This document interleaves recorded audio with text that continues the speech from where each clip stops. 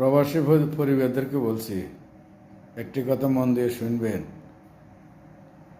এই যে কিছু প্রবাসী আছে ফকির মেসকিনের মতো চলাফেরা করে নিজের আত্মাকে না দিয়ে পরিবারের জন্য যতটুকু সাধ্য আছে, যতটুকু রুজি আছে, সম্পূর্ণ রুজি আপনাদের হাতে তুলে দিয়েছে। কিন্তু এরা এই যে ফকিরের হাওলাতে চলি আপনাদেরকে আরাম আয়েসে রাখছে। এদের প্রতি আপনারা কিভাবে পারেন চোখটা আপনাদের ফিডে নিয়ে যাইতে? এদের সাথে কিভাবে পারেন বেইমানি করতে?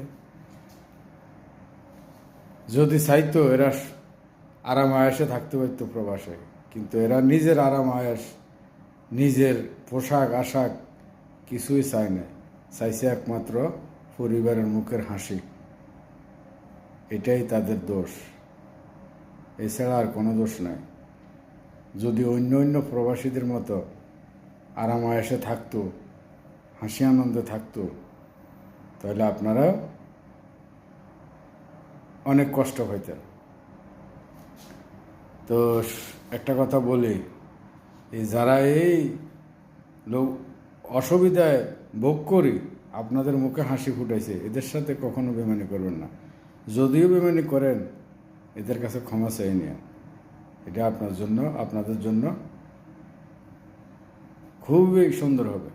কারণ এই যে মনটা ভাঙিয়ে দিলেন, এই মনটা আর কখনো জোড়া লাগবে না। এই মনটা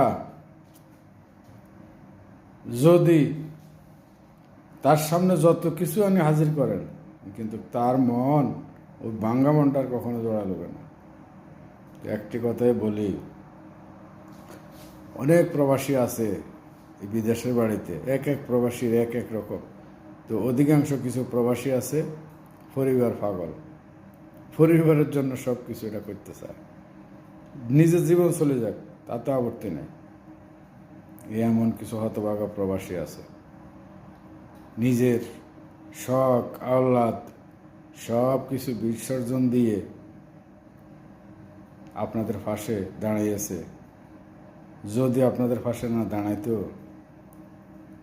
তখন আপনাদের অবস্থা কোথায় গিয়ে দাঁড়াইতো? একবার নিজেকে নিজে প্রশ্ন করুন। ভাই বলেন, বোন বলেন, মা বলেন, বাপ বলেন, আপনারা নিজেরাই প্রশ্ন করেন যে এই হতভাগা, এই হতছাড়া যদি না যাইতো, না গিয়ে আমাদের পাশে না দাঁড়াইতো, তাহলে আজ আমরা আমাদের কোথায় গিয়ে আমাদের অবস্থান হইতো। আর লেখাপড়া যাদেরকে মানুষ করছে, মানুষের মতো